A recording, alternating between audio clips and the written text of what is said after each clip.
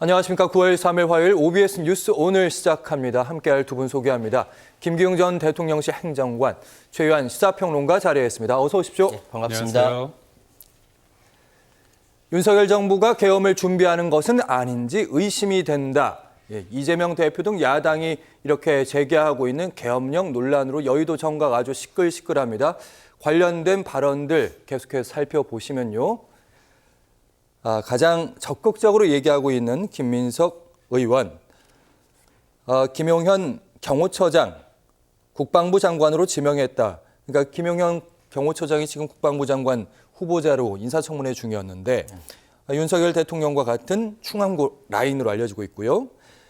그리고 대통령의 반국가 세력 등 국지전과 북풍 조성 염두에 둔 계엄령 준비 작전이란 확신이 든다. 이렇게 얘기했고, 조승래 더불어민주당 수석 대변인, 그러니까 근거가 있느냐 이런 질문들이 이어지니까 공개할 수는 없지만 관련 정황, 제보가 계속해서 접수되고 있다.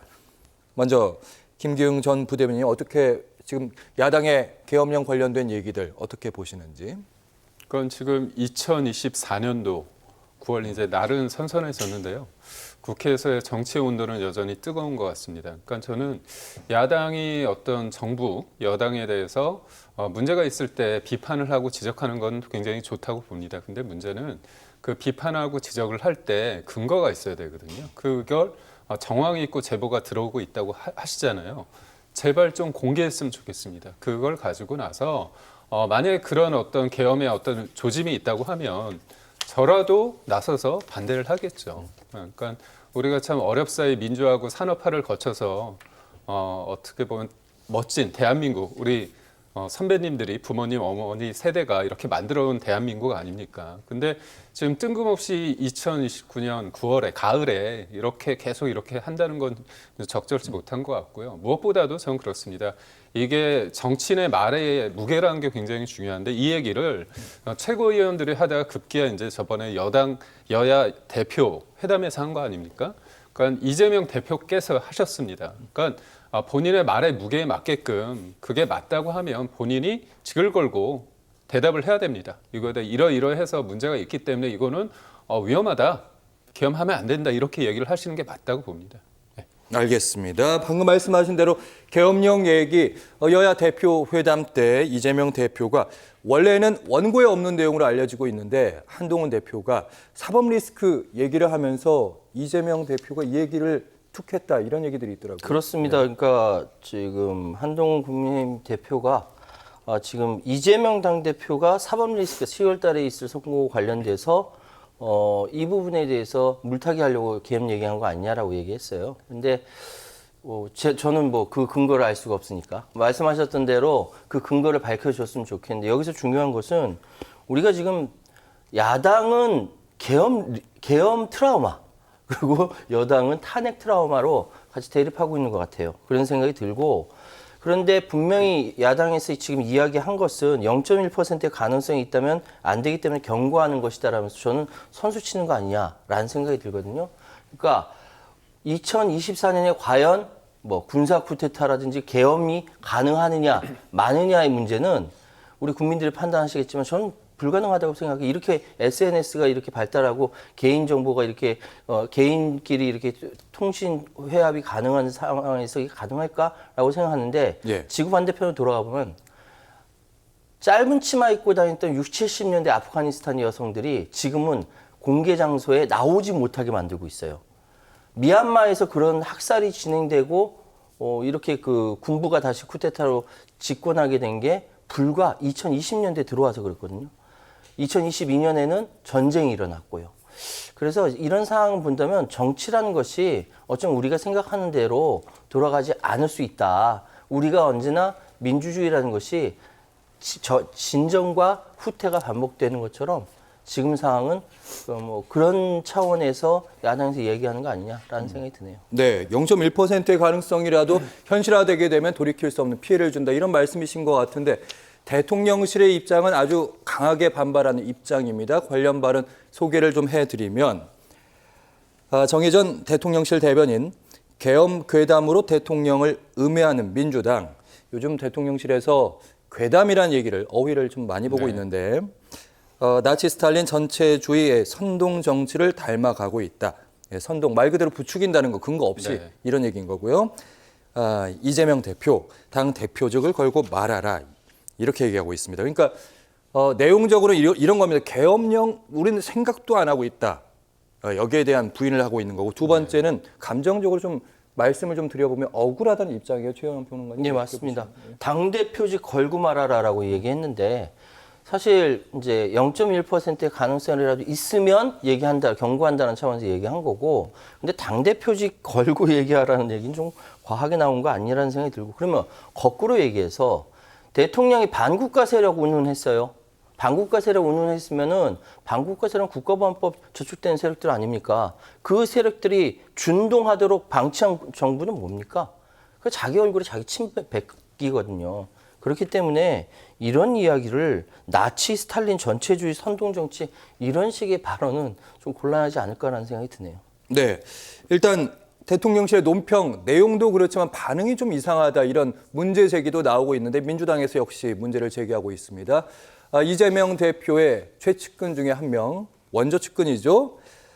정성호 더불어민주당 의원, 불안을 조성 말라 이렇게 말하면 될 일인데 대통령실의 반응이 대통령의 반국가 세력이 있다는 반응 그거 다시 돌려주면 증거 있느냐 이렇게 될 수도 있는 거고 당정이 의심하는 건 괜찮고 야당의 의심은 잘못인가 이 부분 이제 김기흥 전 부대변인 대통령실 근무를 해보셨고 대변인실 있으셨으니까 대변인의 공식 논평으로서 어떻게 좀 보셨는지.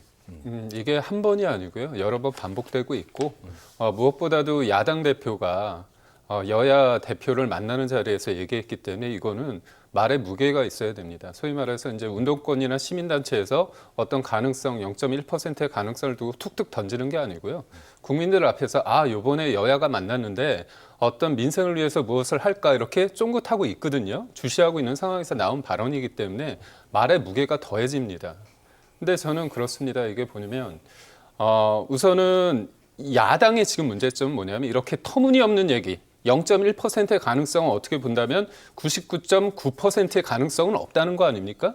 결국은 신빙성이 떨어지는 이 부분에 대해서 야당이 어떤 얘기를 했을 때 야당 내에서 이거는 너무 과하다. 이렇게까지 얘기하면 안 된다. 이런 제동을 거는 세력이 없다는 거. 이런 부분에 대해서 이견이 없다는 것 자체도 되게 문제라고 봅니다. 그러니까 저는 이걸 볼 때 그렇다면 왜 이재명 대표는 이런 부분을 하느냐. 단순히 사법 리스크를 떠나서 지금의 야당이 야당으로서의 어떤 지지세를 유지하고 여당을 공격하는 데 있어서 이거를 어떤 분노를 조장하는 데 있어서의 뭐라고 할까요? 연료로서 썼다는 겁니다. 저는 야당에 있어서 가장 큰 문제는 광우병, 사드, 그다음에 뭐 청남동 술자리 의혹, 후쿠시마 오염수, 그러면 일련의 상황을 봤을 때 문제를 제기하고 사실과 맞지 않았을 때 반성을 하거나 이거에 대해서 뭔가 책임지는 자세를 보이지 않았습니다. 지나고 나면 우리 국민들도 좀 아쉬운 게 뭐냐면 이거에 대해서 크게 문제 제기를 안 하고 있습니다. 그러다 보니까 야당 쪽에서는 이걸 계속하는 거죠. 그러니까 저는 그걸 표현을 좀 고질병이라고 얘기하고 싶은데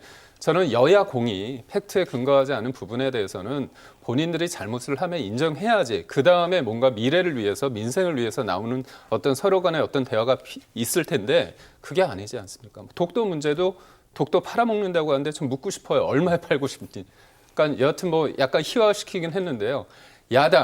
야당으로서의 어떻게 보면 다음에 집권 여당이 되고 싶은 야당이라면 이런 어떤 자세는 안 됩니다. 그러니까 지금 방금 말씀하신 것이 야당이 온통 다 잘못했다. 여당은 잘못이 없다라고 얘기하시는 것 같아서 제가 말씀을 드립니다. 예를 들어서 후쿠시마 문제 없다. 아니요. 지금부터 시작이다라고 이야기하는 전문가들 많고요.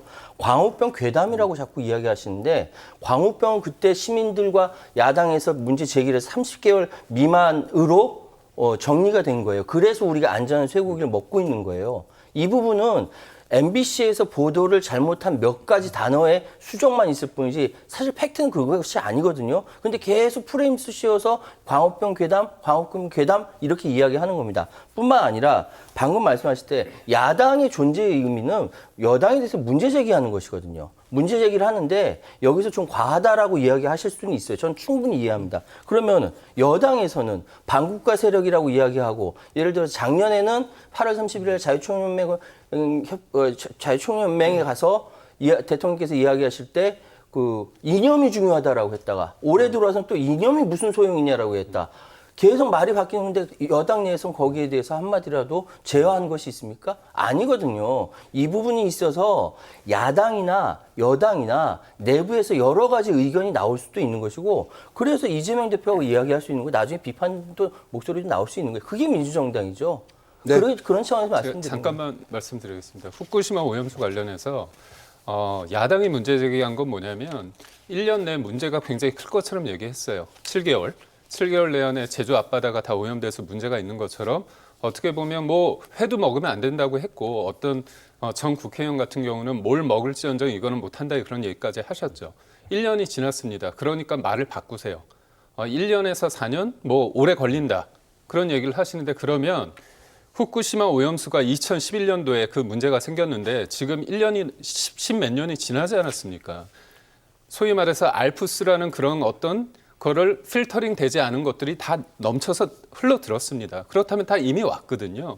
그러니까 저는 과학에 있어서 수치가 있습니다. 그러니까 0.00001%도 우리가 이거에 대해서 이거를 소위 말해 소홀히 하면 안 된다. 말은 맞지만 과학은 네. 그게 아니거든요. 그리고 또 그 제가 드리고 싶은 말은 그 반국가 세력에 대해서 그 대통령이 했던 말은 뭐냐면 우리가 그렇게 먼 어떤 시기를 하지 않아도 이석기 전 의원이 국가를 정부를 전복시키기 위해서 하다가 그 당이 해산까지 되지 않았습니까? 이게 그렇기 때문에 이게 터무니없는 얘기가 아니고요. 다 사실에 기초한 얘기입니다.